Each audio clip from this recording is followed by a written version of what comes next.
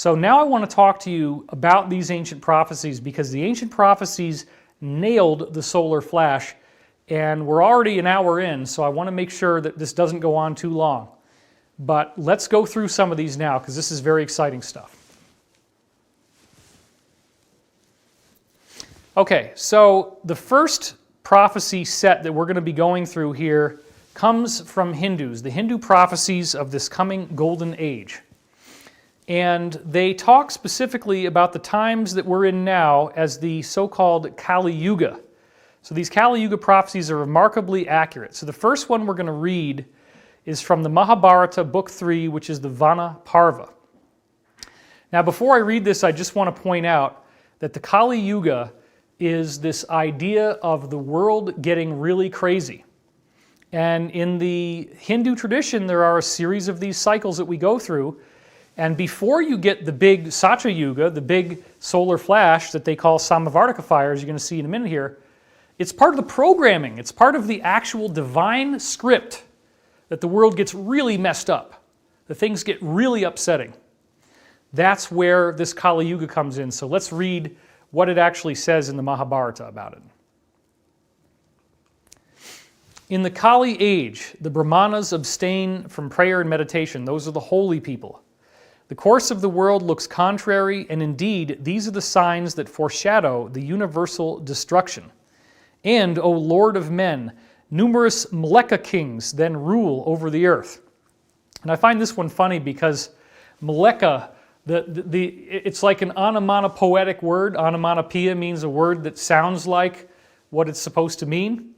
Maleka, right? So it's a pretty apt description, and there's a lot of ways to see Maleka kings going on right now. We have massive public uprisings going on in France. They are still ongoing.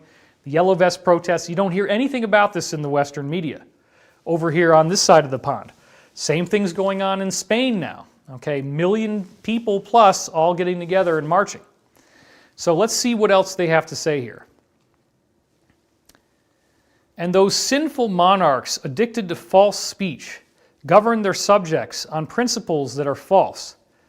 And men and women become short-lived, weak in strength, energy, and prowess. And endued with small might and diminutive bodies, they become scarcely truthful in speech. Many people at such periods strive to rob the wealth that was deposited with them in trust and secrecy. Wedded to these sinful practices, they shamelessly declare there is nothing in deposit.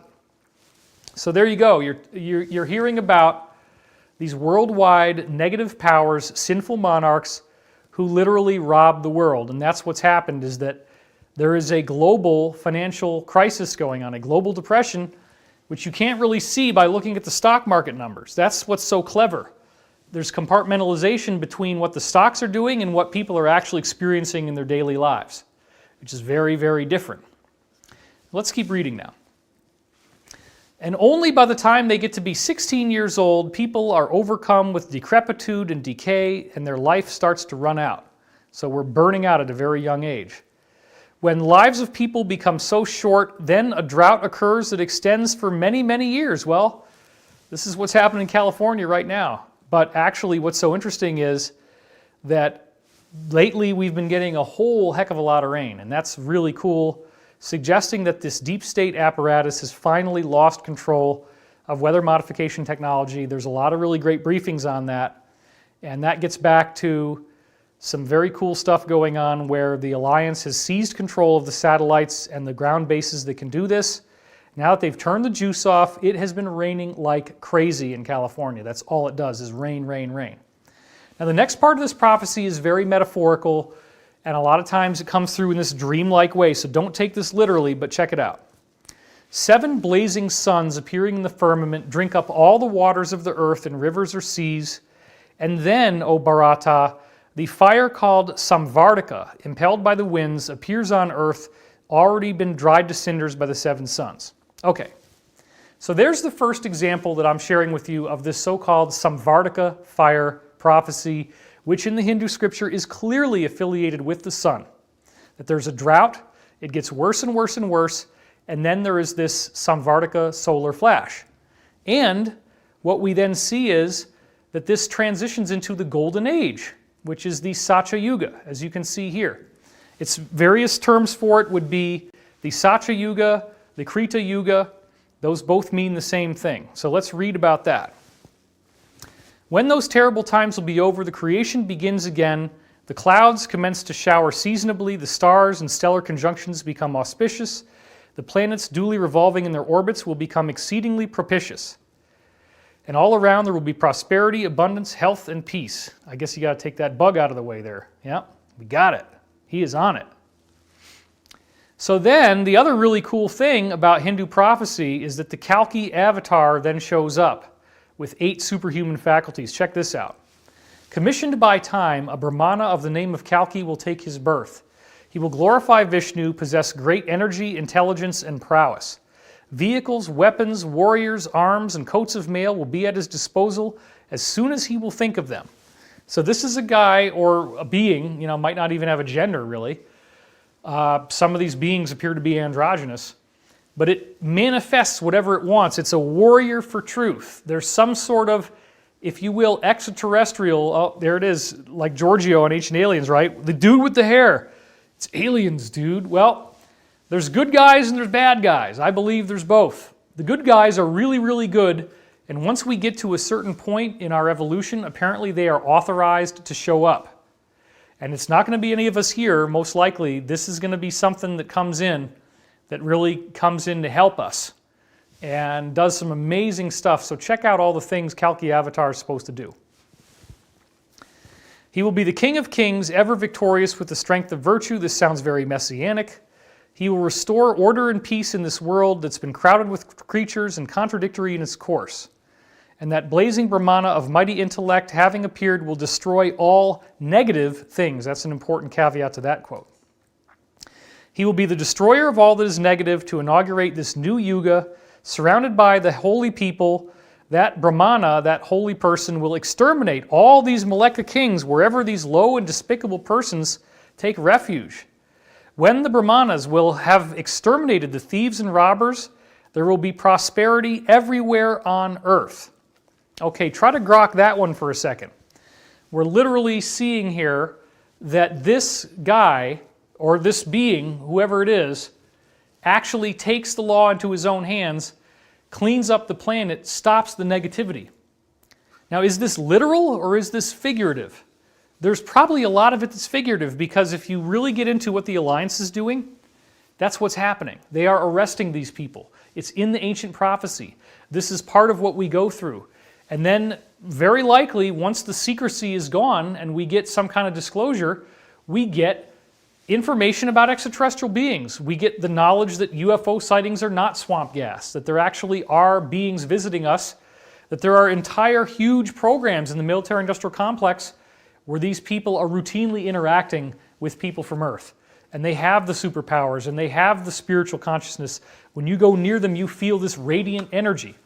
Let's now discuss the 8 superhuman faculties of the Kalki Avatar. This is very cool. This comes from Virtual Maastricht McLuhan Institute, and in general they say that this being will have great power, might, dominion, supremacy, dignity, superhuman capability. So one of the abilities that the Avatar has is the ability to become small, which they call anima. He can become very light. He could walk on water, lagima. This is well before Jesus, remember. This was written a long time before the Bible. The power to attain anything, manifestation, that's prapti. Irresistible will, the ability to project consciousness and to actually get negative beings to do what you want, which you got to be very careful with that use. Limitless bulk, or mahima, that means the ability to become very, very heavy, and actually that could be useful in certain cases. Supreme dominion, now this is one of the things I want to just pause on, which is dominion over the animal side, dominion over your material passions is very important to the Hindus. They believe that you do not want to get trapped in your ego. You want to not get caught up in materialism, in wealth, in defending yourself, in jealousy, deceit, trickery, lying. It's very important to have the dominion over your lower self, to stay in that very exalted state of consciousness where you are loving and you are radiant and you are supportive of other people. So this being has that quality. That's what they're talking about here on number 6. Let's go on. Subjugation by magic. Again, this is relating to the subjugation of your animal side.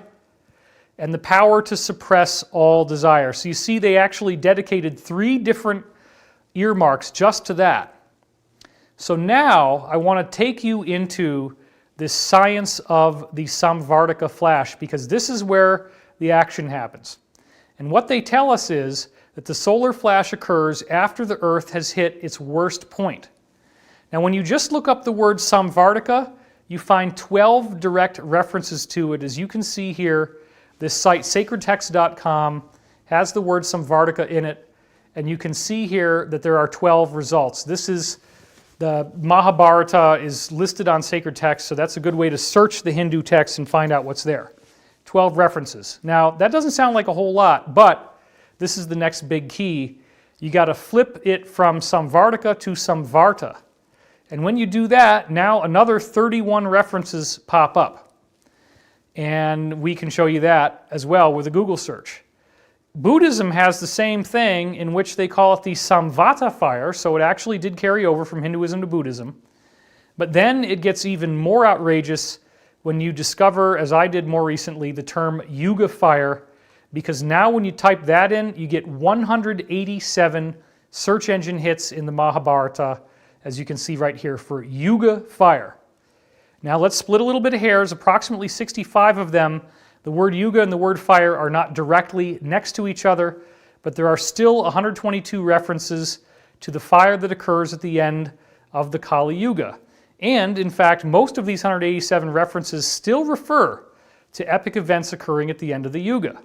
So let's do the math now. You got 4 Samvartas, 31 Samavartikas, 122 Yuga fires. It's a total of approximately 157 references. I'm not going to go more crazy than that. The point is, this is a very frequently discussed subject, considered a fact within this teaching, and it all is paving the way to this wonderful Satya Yuga.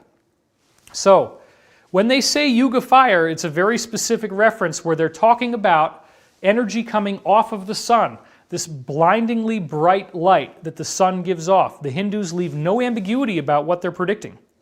It's right there. And as you saw, there's at least 150 different references to this thing. Everybody talks about it in the Mahabharata as if it's just a commonly known thing. That there's this Samvartika fire at the end of the age, or Samvata fire, or Yuga fire at the end of the Yuga. The sun gives off this amazing radiant light, and if you are ready for it, you get transformed by it. That's what inaugurates, that's what kickstarts the Satya Yuga. It transforms everything about our world as we know it. So let's take a look at that now. What is the Satya Yuga? The Satya Yuga is, according to Hindu belief, the golden age of righteousness, free of sin, marked by longevity, physical strength, beauty, and stature. And back in the days this was written, there were giants whose moral, mental, and physical strength enabled them to undergo long periods of continence, which is actual celibacy. They were really big on that in the Hindu tradition, and tapas, or austerities, which again is renouncing all the worldly possessions. Now it's interesting to note that Hinduism was where a lot of this stuff about the monk in the forest comes from. And that carried over to Buddhism to a degree, but there are other spiritual traditions that tell us that you do in fact need to make use of the resources of the world. Like the Law of One, they talk about this. You can't live in a cave today. That's not the answer. You're not going to gain enlightenment by dropping out from the world. What happens is you become a mooch, actually. You end up borrowing from other people, and you're not taking care of yourself. So part of what makes this time that we're in so poignant is that you can't just give up. You can't just live off of other people. You have to actually take care of yourself, and if you don't do that, you're going to get slammed in every direction. So then the real discipline becomes, how do you do that and still live a spiritual life? That's where things get really interesting. Let's read more about the Satya Yuga now. Longevity permitted lengthy spiritual exercises. Life then depended on the marrow and lasted a certain number of years, called a lak, where people die when they decide to. And again, their stature 21 cubits, there do appear to be giants. That's probably an exaggeration of how big they were. But again, another term for this is Krita Yuga, which has 72 references in the Mahabharata, as you can see here from, again, the Sacred Texts website, Krita Yuga. So, we're going to read about this in the Karna Parva. This is something that we love on Ancient Aliens, this kind of stuff. Like men with diseased eyes who are unable to gaze at the sun, the Kauravas on that occasion, this is a type of beings that were in the Mahabharata, could not gaze at Jaya, who seemed to be possessed of the energy of the all-destroying sun that rises at the end of the Yuga, having arrows for his rays and Gandiva for his beautiful circular disc. So, there's other references in the Mahabharata to the Vimanas, to these actual silvery discs that they were flying around in. And they're very specific about the description. They don't make any sound. They can fly right through mountains. They have some kind of particle beam weapons. So this is a really cool one where you get a reference to the disc in the ancient text and you hear about the Yuga fire happening at the end of the age. Let's have another example now. This is Book 12, Santi Parva, in which we hear about this really amazing ascended being calling itself Mahadeva. The great god Mahadeva, suspending both prana and apana, the two foremost of 5 life breaths, by shutting his mouth properly, casting glances on every side, revealed himself there, possessing many eyes, the vanquisher of all foes, the lord of even the gods of all gods, suddenly arose from within the pit in which was kept the sacrificial fire. Now, what are we talking about here?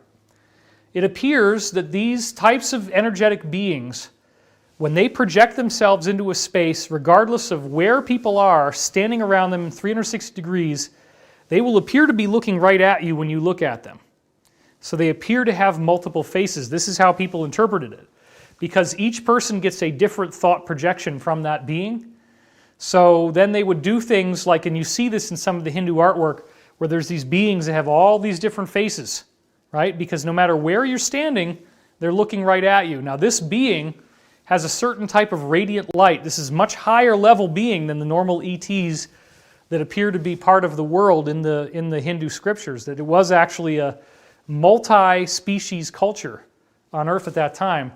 But then what is it about Mahadeva's light that's so interesting? Let's keep reading here. Possessed of the brightness or effulgence of 1,000 suns and looking like another Samvardhaka, the great god smiled gently at Daksha, addressing him, said, "What, O Brahmana, shall I do for you?" So he looks like another Samvardhaka.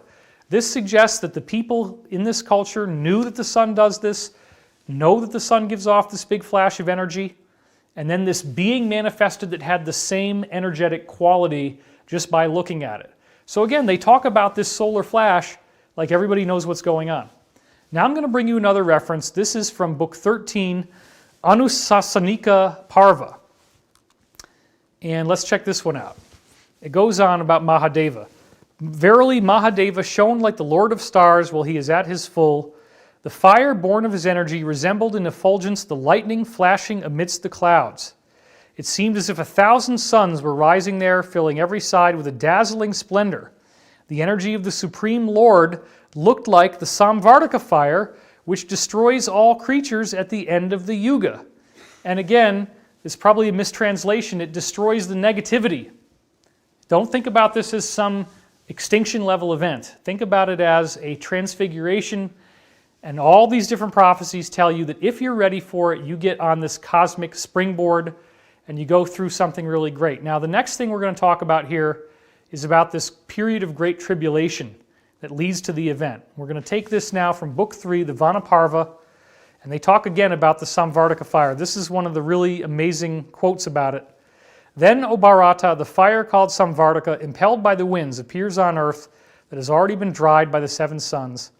The fire penetrates through the earth and making its appearance also in the nether regions, which is beneath the surface of the earth, the underground worlds that they live in, apparently, from our various insiders. This begets great terror in the hearts of the gods, the Danavas, and the Yakshas. And O Lord of the earth, consuming the nether regions as also everything upon the earth, the fire destroys all things in a moment. And again, the negative things.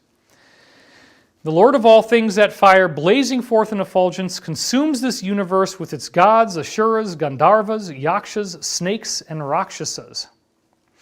And there rise in the sky deep masses of clouds, looking like herds of elephants and decked with wreaths of lightning that are wonderful to behold. And some of those clouds are of the hue of the blue lotus, some are of the water lily, some resemble in tint the filaments of the lotus, some are purple, and some are yellow as turmeric, and some of the hue of the crow's egg.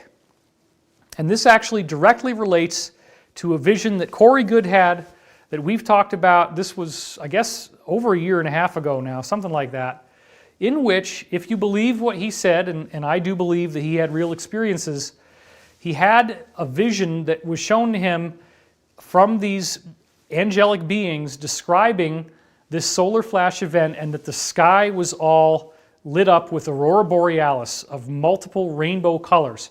When he told me that, I got very excited because I remembered this prophecy from the Hindu scripture, and I could never understand why would a bright white light solar flash, as is reported in various other places in the Mahabharata, create rainbow-colored light in the sky. Well, the answer is, if the sun gives off a huge burst of energy, then the rainbow colors are the aurora borealis, because all that electrical particle activity in our atmosphere creates an amazing, amazing aurora. So one of the things that we might see is the whole sky flickering with rainbow-colored light, and that is very exciting. All right. And, O Muni, when that fierce and malicious Daityas and Rakshasas, who are incapable of being killed by even the foremost of the gods, are born on earth, these are basically reptilians, from what we now think based on all our research. I then, this is the avatar being, I then take my birth in the families of virtuous men, and by assuming human body, I restore tranquility by exterminating all evils. Now let's really stop there for a second, because everybody likes to get so literal with these prophecies, right? What if it's not literal? What if it's metaphorical? What if what the Alliance is doing right now is the fulfillment of the prophecy that the bad guys, the Maleka kings, they're actually being stood up to? That's what's so exciting about QAnon. That's what's so exciting about the sealed indictments. That's what's so exciting about the idea that tribunals have begun. We're actually doing this. We're fulfilling the prophecy. We have to become the hero. We have to take on that mantle of responsibility. And there does appear to be also some sort of solar flash that happens as we get up to this point that kickstarts this golden age. So I wanted to try to keep this maybe to 90 minutes, but I have some time left here, so I want to get into Zoroastrianism now. This is really cool. The real Bible of Zoroastrianism in terms of historical research is by Boyce and Grenette, called A History of Zoroastrianism. This is a monster thick book, and it represents the best scholarship of all the different little shards of papyrus or whatever they could find to rebuild this weird Persian religion. And it's very cool. Zoroaster's future expectations were fixed upon this loved and familiar earth. It is on this planet, restored to its original perfection, that the kingdom of this messianic being, which they call Ahura Mazda, is to come. Same concept, messianic. The blessed are to live here eternally, in this presence, solid flesh on solid ground. It is an end of history that was foretold, not the end of the world. How much more important can you get than that? The idea is that this is something that happens to us here on earth. Just like they said in the Hindu scripture that it will be, this avatar presence will be born into people. People are the heroes. The heroes take care of this. That is what appears to be happening, building up to some very, very exciting public disclosure. Now let's talk about the future prophecy of Zoroastrianism. Zoroaster's fundamental message was that the triumph of good would come when evil had been progressively weakened through the focused efforts of the just. Human virtues such as justice, faith, liberality, and joy will then increase throughout the world. And vices such as tyranny, enmity, which is jealousy, heresy, and injustice will dwindle away. Isn't that great? Zoroaster perceived the salvation of the world as dependent both on cosmic striving and on the sum of individual human choices. And these two conjoined aspects of Zoroaster's teachings, emphasis on our individual responsibility and the concern for the whole cosmos, make his doctrines strikingly relevant to the concerns and the problems of the Hellenistic age. Hopefully you can see all that. All right. They also talk about this future body that we're going to get. That at the last day, the bones of those who are spiritually dead, not physically dead, that's a very important distinction, will be clothed again in this spiritual flesh, reanimated by the soul, which, this is Boyce and Grenett talking, has been existing apart in heaven, hell, or limbo, according to the judgment that you have at death. That's what they believe. And again, this is subject to interpretation. According to Zoroaster, each created thing, whether animate or inanimate, possesses its own indwelling force or spirit, and the Creator created these spirits first, and then the material forms. At the end of time, there will be a return to that spiritual perfection in this so-called future body, where those who are blessed enter into this kingdom of the divine in the ideal form of a just soul, clad in an unblemished body, made immortal and undecaying. And there's some really interesting similarities between Zoroastrianism and Christianity that I want to point out here because, first of all, the three wise men that came to see Jesus were wearing Zoroastrian clothing and carrying Zoroastrian gifts, the gold, frankincense, and myrrh. It's right out of the Zoroastrian scripture. The Zoroastrian scripture also says they're looking for a Messiah, which they call Saoshyant.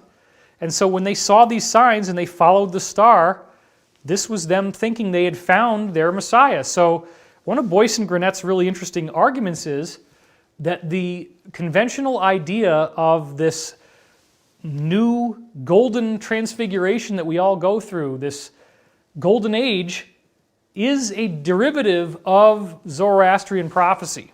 It comes into the Bible from Zoroastrianism, and it comes into other cultures, but they also say that it's indistinct. It doesn't have one point of origin.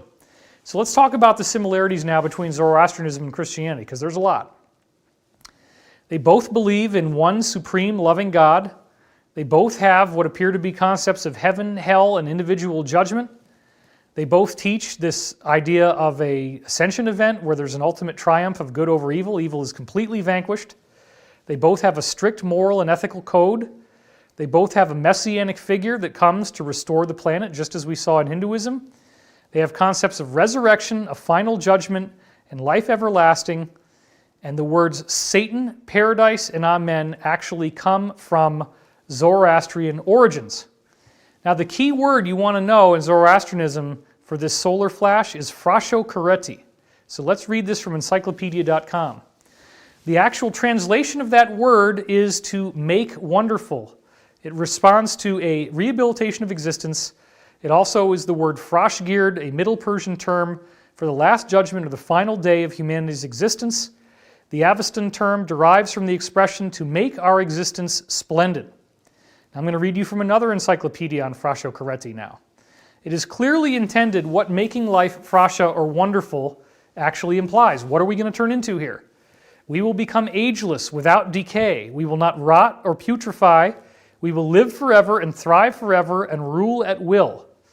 The dead will rise, revived by the one who does not decay, and life will be created anew in an excellent and perfect way. This is really heavy stuff. Falsehood will be driven out of the good creation back to the place it had come from for its destructive purposes. Ashtuat Areta, this is their Saoshyant, their final Messiah in Zoroastrianism. Ashtuat Areta will emerge from Lake Hamun, again this is all metaphorical, wielding the victorious weapon which other heroes bore before him, and this being will drive falsehood out of the world of truth. With his gaze of insight and strength, he will render the whole corporeal world indestructible. Nothing bad happens anymore. His companions will advance and rage, and these evil beings will flee before them. Good thought overcomes evil thought. The rightly spoken word overcomes falsely spoken words. Wholeness and immortality overcome hunger and thirst. And finally, this evil being, Anra Mainyu, or Ahriman, has to retreat, powerless. So you can see here, this is some very, very interesting prophetic information showing everything starts to line up. And I'm not even going through all of it. I'm just giving you a few of these different prophecies. But I also want to get to this next one from revolvi.com about Fra Shokoretti. Let's take a look. On earth, the Saoshyant will bring about a resurrection of the dead in the bodies they had before they died. And again, I believe that's metaphorical. This is followed by a last judgment through ordeal. Again, it gets a little dramatic here. The Yazatas, Aryaman and Attar will melt the metal in the hills and the mountains, and the molten metal will then flow across the earth like a river. Okay, let's stop right there. So this is a very interesting connection because, again, in Hinduism, they clearly describe the sun giving off a flash. They call it the Samvartaka fire. And they say that it has this brilliant, blinding white light, which apparently also activates the atmosphere, causing an aurora borealis. In Zoroastrianism, you don't get the sun doing anything, but what they do have is this presence of molten metal, this energy. So that's an energetic manifestation. Now, it may be, because remember, Zoroaster came a lot more recently than the Mahabharata. The Mahabharata is a genuine ancient text, whereas Zoroaster only really lived, in BC era, but not that far back before. So it's an ancient text, but it's not all the way back to where the Mahabharata was. So I believe ultimately that Zoroaster was given visions and he wrote them down as best he could, and there gets to be a telephone game. You don't quite get all of it exactly the way you want. So Zoroaster's vision, to my reckoning, of this idea of molten metal coming down from the mountains was just him seeing this solar flash, this blinding white light, and then trying to interpret the vision in a way that he could understand, and then kind of writing it down or maybe he got a dream, and in the dream it was the mountains actually being melted of some fashion. But anyway, when you really look beneath trying to get all scriptural and trying to get like exactly precisely, no, this is the word, this is what it means, get to the underlying meaning, there's a connection here. So we're going to keep going now with this interesting passage. All human beings, both living and the resurrected dead, will be required to wade through this river of blinding white light, but for the righteous, which they call Ashavan, it will seem to be a river of warm milk, but the wicked people will actually be burned by it. The river will then flow down to hell, where it will annihilate Angra Mainyu. That's the derivation of the word anger, believe it or not. Means the devil, means, Satan. And Satariman, that's another word that comes out of Zoroastrianism. And the last vestiges of wickedness in the universe. So again, it's this weird solar flash prophecy. There's something going on here. Thereafter, humankind will become like the Amisha Spentas, these spiritual beings. We will not need food, we won't get hungry or thirsty, we don't need weapons, and we have no possibility of being injured. Our material bodies will now become so light that we cast no shadow. That's what the visions spoke to him and said. All humanity will speak a single language and belong to a single nation without borders. All of us will share a single purpose and goal, and join with the divine for perpetual exaltation of God's glory. And you can use whatever word you choose for a divine creator there. Now, this is work, by the way, that took me many, many years to do, and what was interesting was that nobody had done this. There was no conventional scholarship that I could find that tied together these different prophecies in a substantive way. So I ended up having to do that for you. Let's go over here. I want to get close. This is exciting. So I ended up finding papers that were describing prophecies in Roman and Greek literature that these papers had only been read by 52 people in the world. And I stumbled over this while I was working on, I believe, my first book, Source Field Investigations, and it tied everything together so well. It was the most obscure historical scholarship imaginable, but it links through, because let's think about this now. And I haven't even given you all the different prophecies. There's a whole lot of this solar flash stuff in Egyptian prophecy. It goes all over the place. I'm just giving you some for this particular video. But now I want to talk about Stoicism, which is a particular variety of Roman philosophy. Okay? The Stoics had an actual word for the solar flash. And the word, it's very confusing because when I started to research this word, I discovered that it was actually spelled 4 different ways, depending on whether there is a C or a K, and depending on whether there is a Y or a U in the word. So the most common spelling of the word you're going to see right here is with a K and a Y, ekpyrosis, but it could also be ECPU, and there's other different ways to spell it. Now, what the heck is ekpyrosis? It's actually a word about the solar flash that the Romans were using widely in their time. Stoicism is a part of Roman philosophy, a Stoic belief in the periodic destruction of the cosmos by a great conflagration every great year. Now, what does that word mean? Conflagration means a massive fire. The cosmos is then recreated, which is what they call palingenesis, only to be destroyed again at the end of another new cycle. So it's very cyclical. This form of catastrophe is the opposite of kataklysmos, the destruction of the earth by water. That's where the word cataclysm comes from, obviously. This concept of ekpyrosis is attributed to Chrysippus. This is probably my favorite ascension prophecy of all, and it's literally right there on the dollar bill. And the dollar bill has this great seal, which is the weird pyramid symbol with the eye. And if you've never seen this from me, this is one of the coolest things I've ever discovered. It comes from the Sibylline Mysteries. Let's take a look. Here is that symbol, and you'll notice that it says at the top, Annuit Septis, and at the bottom it says Novus Ordo Seclorum. What does Novus Ordo Seclorum actually mean? We learned what it means from the Civil War hero Charles A.L. Totten. Here he is as a young man, and here he is as an older man looking disturbingly similar to Dr. Sigmund Freud with that weird little devil beard. Now, Totten was the first lieutenant in the 4th Artillery of the U.S. Army, and at some point he wrote a letter to the Secretary of the Treasury, Charles Folger, on February 10th, 1882. And he tells you right out in the open what Novus Ordo Seclorum means. Novus Ordo Seclorum is a quotation from Virgil's 4th Eclogue, and Virgil got it from the mystic Sibylline records. Now bear in mind, right, the average person writes a letter to the Secretary of the Treasury, it's not going to go into the congressional record, it's not going to become a big deal. So this guy's got to be somebody important if it actually goes on the congressional record. Now, one of the things you've learned if you've studied this secret mystery school stuff is they have to tell us what's going on. They can't hide the truth. So they did tell us what that symbol is about, what Novus Ordo Seclorum actually means. And it comes from the Sibylline mystery texts. Now, who is the Sibyl? Here is an artistic rendition of the Sibyl of Cumae. And here she is up close. Now, in the Roman tradition, there were 12 wise women called oracles. And they were essentially working as priestesses, as Elizabeth would call them. And I totally support the use of that word.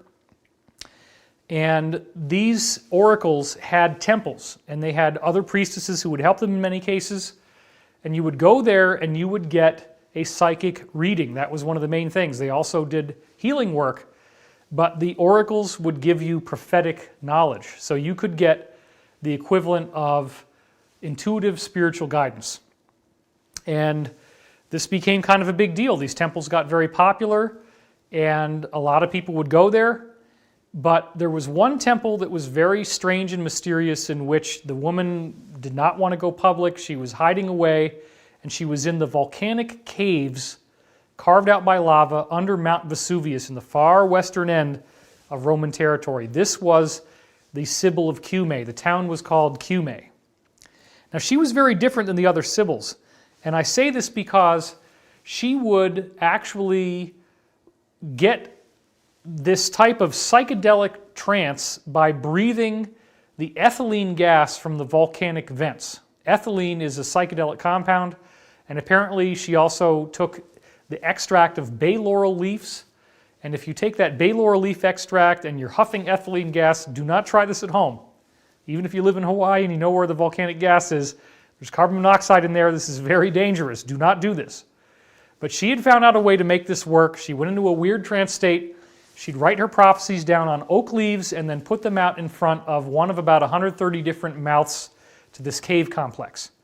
People started to collect the leaves. They started to look at the prophecies. They got very excited because they said, this stuff comes true. She's writing things down that then actually come true. How amazing is that? It eventually got the attention of the king. She gets brought in by the king's priests, and she has 9 books. And she says to the king, King Tarquin of Rome, in these books are contained the entire future history of Rome. Future history of Rome? What the heck do you mean? She says that it's a prophetic view of what will happen and when it's going to happen. And he laughs at her and he says, okay, well, apparently you want to sell me these books. So how much do you want for these books? She says, 9 bags of gold. 9 bags of gold, that's outrageous. That's like just, to our equivalent, it would be many, many millions of dollars. So he laughs in her face and she says, fine, you don't want the books, that's fine.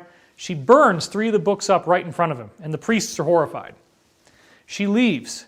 They bring her back later on because now her reputation is growing. Now she's only got 6 books. Same thing happens.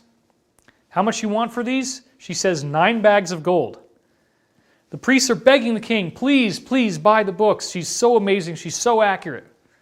But the king refuses to do it. It's too much money, so she burns 3 more of the books. When she comes back the 3rd time, the priests are literally ready to sell their children into slavery or do whatever it takes. I'll give up all my money. Please, please, please.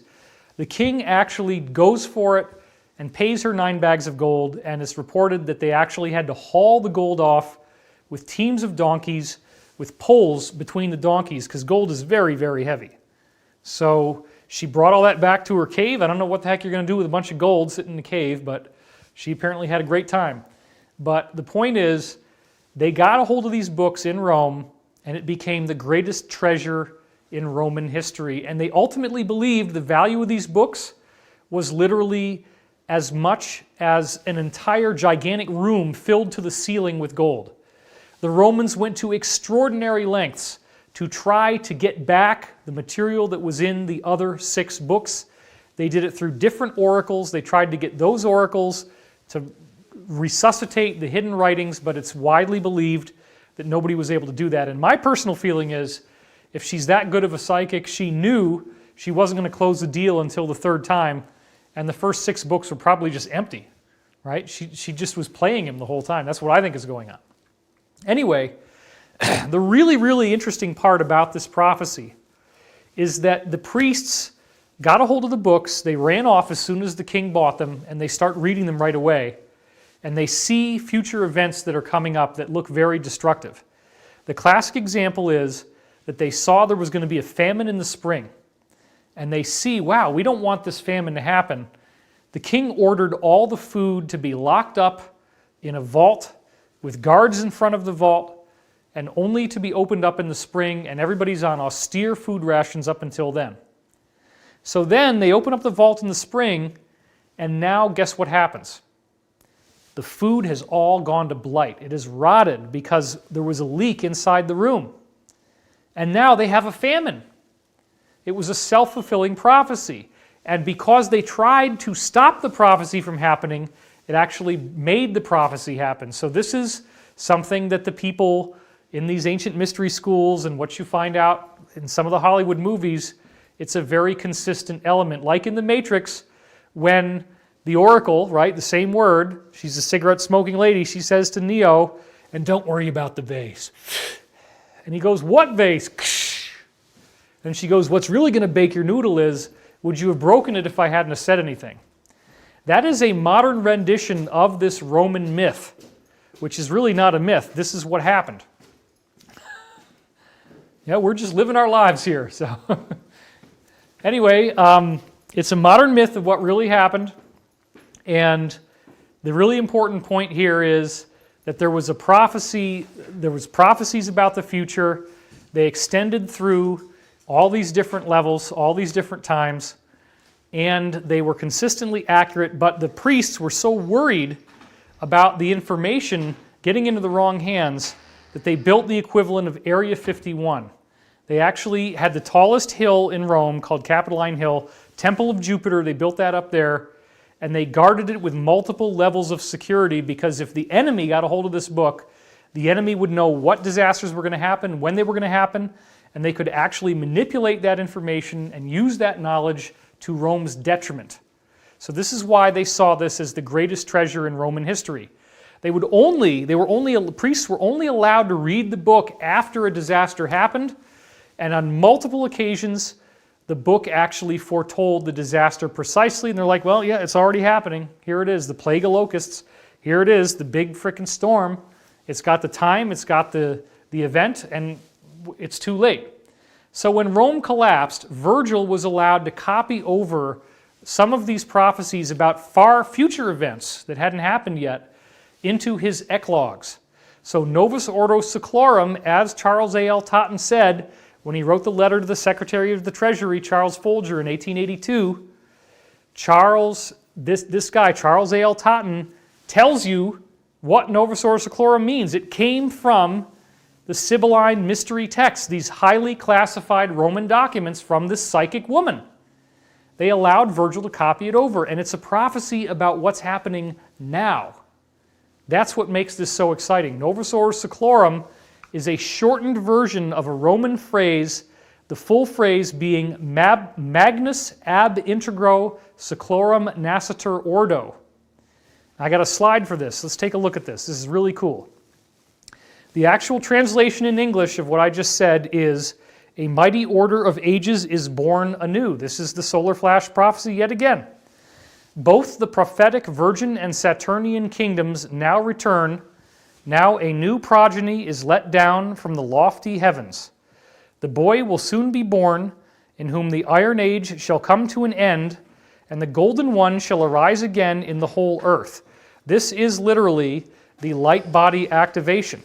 This is the activation of our collective light body on a much larger level. Now, who would have ever thought that the US dollar bill would have that kind of a prophecy embedded into it? But wait, there's more. Let's keep going. Whatso tracks remain of our old wickedness, once done away, shall free the earth from never-ceasing fear. He, this boy with the golden light, this is a messianic figure once again, he shall receive the life of gods, see heroes with gods commingling, and himself be seen of them, and with his Father's worth reign over a world at peace. Now, the funny part is that whoever was speaking through the Sibyl of Cumae, first of all, it was not her. I believe it was some kind of extraterrestrial angelic intelligence. They used trickery to get the Romans interested enough to write this stuff down so that it would pass over to our time. Think about it, right? Rome was a nasty empire. Let's go over to this one. Rome was a nasty empire. So they're not doing Rome any favors. There was no strategic value for the Romans in getting these prophecies. In fact, it made it worse. If they read the prophecy, if they tried to stop these things from happening, it only made it worse. But the Romans got so excited about this that they wrote it down, and we actually inherited that prophecy on the US dollar bill, right? Hardly anybody knows this. I'm still basically the only person I'm aware of who's actually brought up this piece of research. If there are others, please tell me, because I haven't seen it. The interesting point is that the prophecy talks about the Golden One shall be born, in whom the Iron Age shall come to an end. The Golden One shall arise again in the whole earth. And they're also saying that the Virgin and Saturnian kingdoms will return, and that the earth is restored to some sort of perfection. This is the same prophecy again.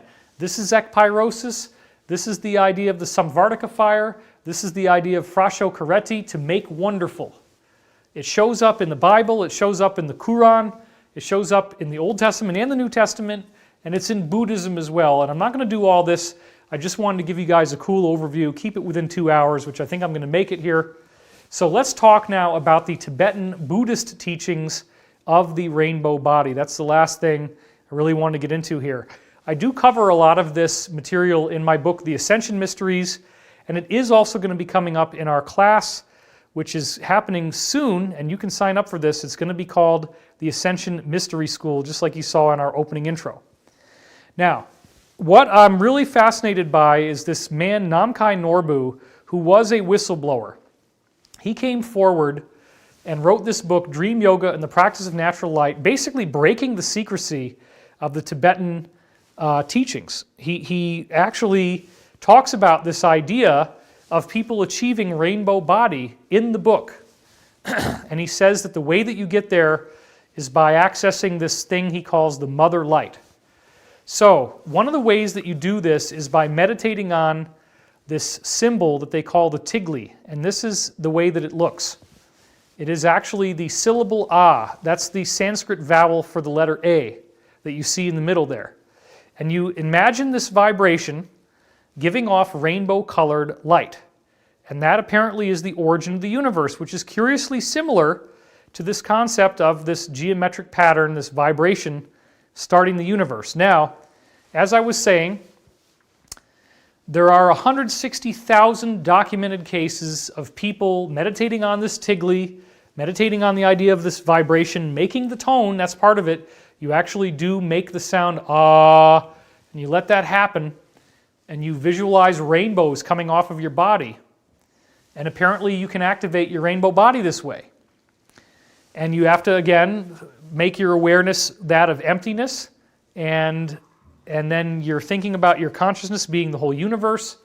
And you have to also, this is something we learned from another Tibetan whistleblower, this time Tulku Urgyen Rinpoche, in his book Rainbow Painting, where he says, all you have to do is think only loving thoughts for 13 years and be in this meditative state the whole time, and then you get to ascend whenever you want. You turn into a rainbow body.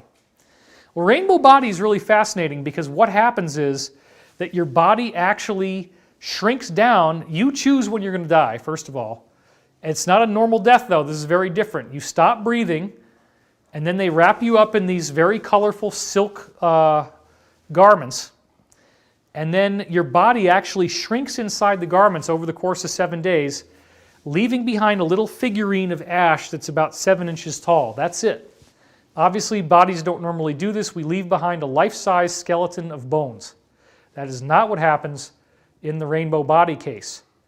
Now, what's so amazing is that in modern times, apart from these 160,000 documented cases, which Tibetans take very seriously, they have the little ash figurines, they have the handprints and the footprints in the rock you can go see. A Catholic priest, Father Francis Tiso, here he is, take a look. He actually got financed by the Institute of Noetic Sciences out of San Francisco to travel over to Tibet, and he personally witnessed the rainbow body activation of this man right here, Khenpo Achos. This is one of the guys who apparently was able to be happy enough that he had only loving thoughts for 13 years.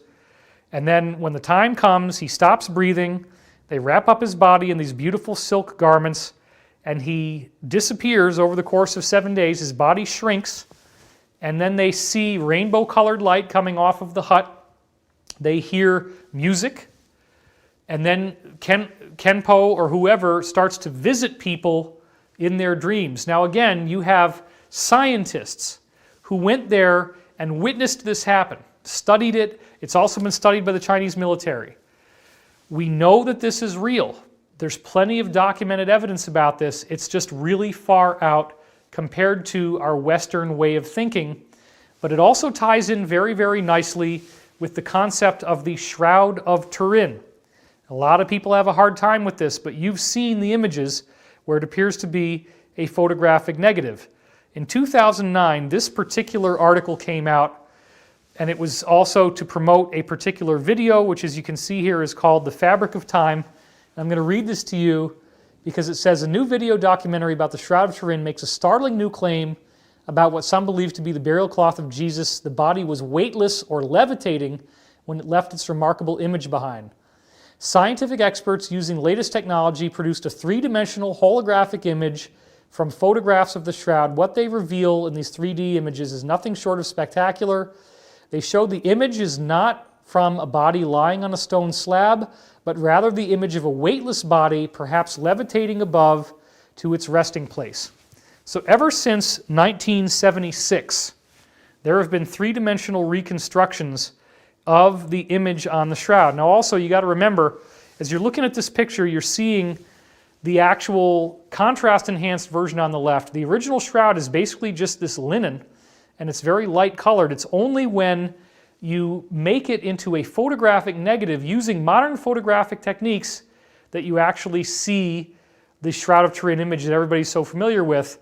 These scientists, back in 1976, used computer modeling and actually were able to see the three-dimensional imprint as it burned its way into the fabric. Now, a lot of people like to try to bag on the Shroud of Turin, but I don't believe that's warranted. I think this is an authentic relic.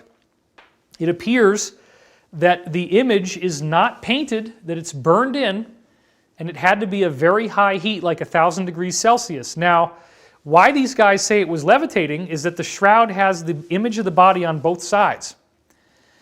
And the buttocks, if it was resting on the stone slab, the buttocks would normally show that weight by having this more expansive look. You would see it on the thighs, you would see it on the butt, you would see it on the back. The skin would look like it was resting against glass. But that's not what happens. The body on the bottom and the top is above the fabric. You get a three-dimensional burn of the image. So it actually appears this body had levitated off the shroud. Now again, if you only talk about the Shroud of Turin, there's a lot of controversy there. For example, the only part they were allowed to carbon date was a part from a repair that happened much more recently after it was burned, and you see these little triangles on it. They carbon dated the triangles. Well, of course, the triangles are newer. If you don't date the old part of the shroud, you're not going to know when it's from. So the Shroud of Turin might be hard for people to accept, but once you see that this is happening over and over again in Tibet with the rainbow body phenomenon, the people are shrinking down, well, yeah, maybe the shroud actually does have this levitating image. So I believe what we're really seeing here is a prophecy that is made for all of us. It's a prophecy of our time. It's a prophecy of what we're heading into. Now, William Henry and Dr. Mark Gray also talked about this concept of the light body, showing how widespread it is. And this is one of my favorite things William Henry's done, although there's a lot of great stuff he's done. This one is particularly amazing. In Sufism, oops, there's a spelling error there, just caught that. Sufism calls this body the most sacred body, or the super celestial body. Taoists call it the diamond body. People who attain this are called immortals or cloud walkers, because they actually do fly. Yogic schools and tantrics call it the divine body. Kriya Yoga calls it the body of bliss. Vedanta calls it the superconductive body. And the ancient Egyptians called it the luminous body, or the Karast. This conception evolved into Gnosticism, where it's referred to as the radiant body. In Mithraism, it's called the perfect body. In the Hermetic corpus, they call it the immortal body. In the alchemical tradition, the Emerald Tablet calls it the golden body. So you can see this is a really, really vast area of inquiry. But right for now, I just want to leave you with this thought. Some of the prophecies that I gave you sound really heavy. I do not necessarily think that there is any type of physical destruction per se. So many people who have studied this solar flash, we really don't know what it is. It appears to be more of a metaphysical transformation. There is a physical event that takes place. There is some sort of release of energy from the sun. But what's really important is how this activates you as a soul. So my goal is really to try to help you be ready for this, because you may not be ready to believe that this is actually true, but just in case it is, there are practices that these ancient teachings and the modern works like the Law of One tell us will help you to be able to ascend. I do believe also that these tribunals, these mass arrests, and the public awakening that is resulting and will go much farther is a big, big part of this as well, but there is a much greater spiritual context for everything that is going on. So that's it. I'm David Wilcock, and let's see if we can fire off that opening sequence once again to round this thing out. Thanks, everybody. Thank you for watching. We will see you next time. And again, I didn't even know about this Super Chat thing, but you guys have done so much for us in the Super Chat with your donations. That is awesome. Thank you so much for doing that. And again, Do subscribe to our channel. Do hit the bell so that you know that you're going to get this regardless of what happens to us. All right, thanks. This is David Wilcock. We'll see you next time.